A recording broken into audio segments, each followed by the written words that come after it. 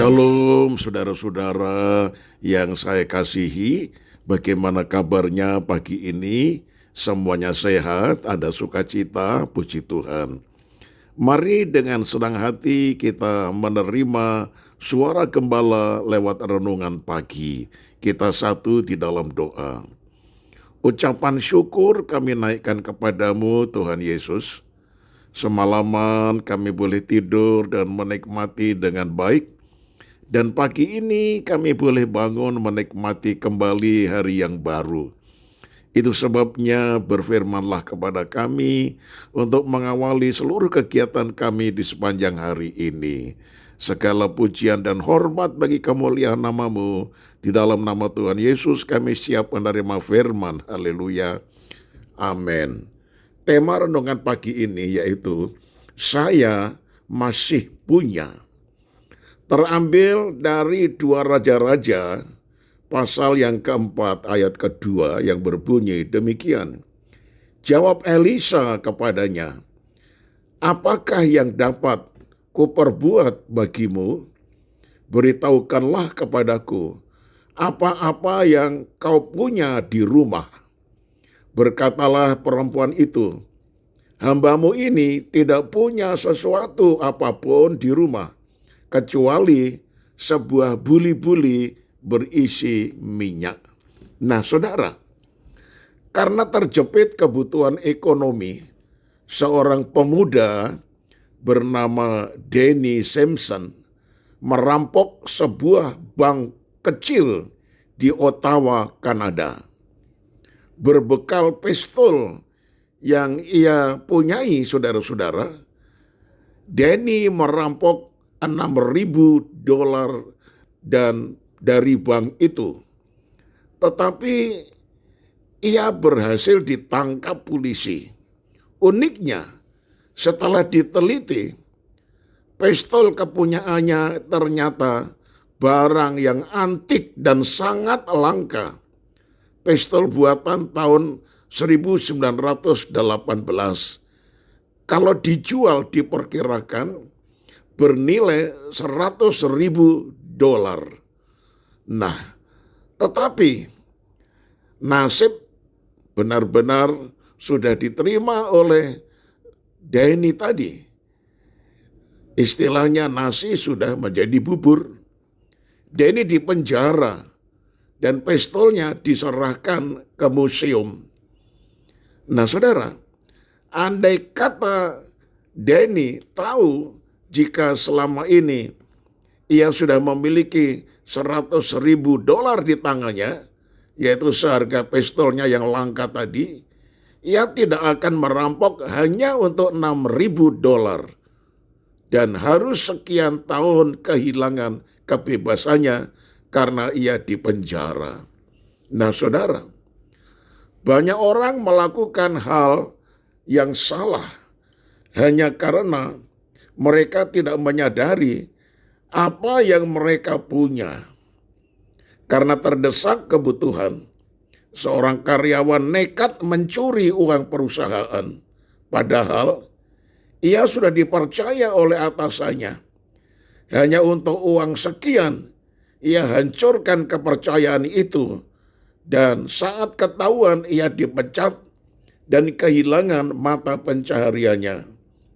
Tentu saja itu jauh lebih buruk daripada yang kita pikirkan, saudara-saudara.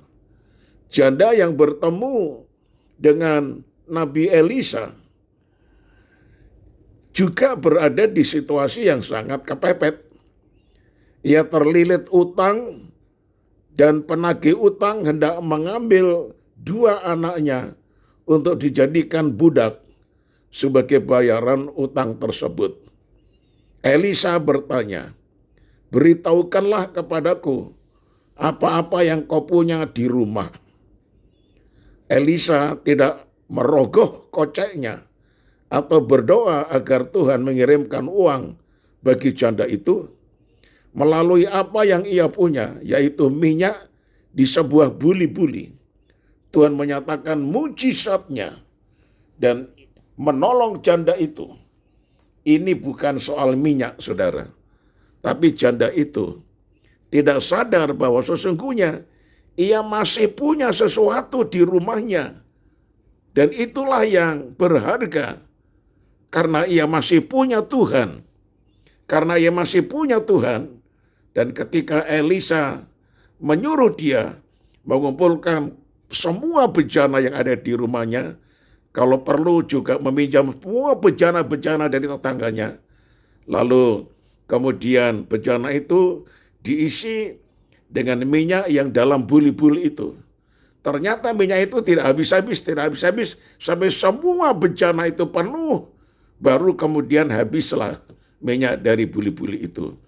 Lalu dijual, harganya jauh lebih banyak untuk membayar utang-utang yang dia harus bayarkan.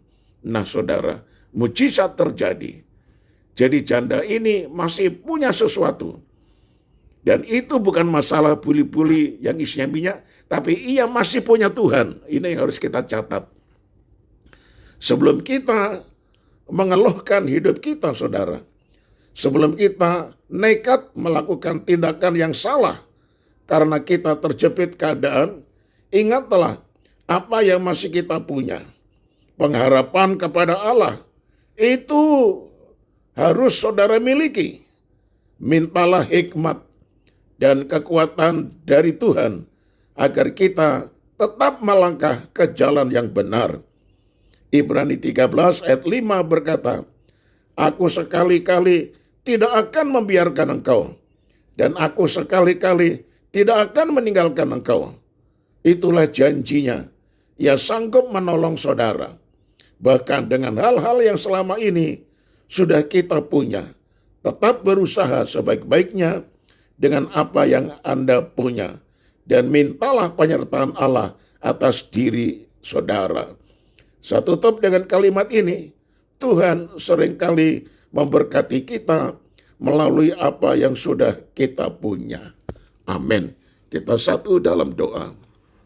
Ternyata ya Tuhan, walaupun secara kasat mata kami tidak punya apa-apa untuk hari depan, untuk hari esok, tetapi ternyata kami masih punya. Yaitu kami masih punya Tuhan Yesus. Kami masih punya pengharapan. Kami masih punya iman. Dan kalau kami datang merendahkan diri, memohon kepada Tuhan, tidak ada perkara yang mustahil. Ibu janda tadi ternyata bisa membayar semua utang-utangnya karena dia mempunyai Tuhan dan dia taat kepada apa yang diperintahkan oleh Elisa. Ajar kami taat melakukan firman-Mu hingga kami boleh mendapatkan mujizat. Terpujilah Engkau ya Tuhan. Kami mengucap syukur untuk hari ini di dalam nama Tuhan Yesus. Haleluya.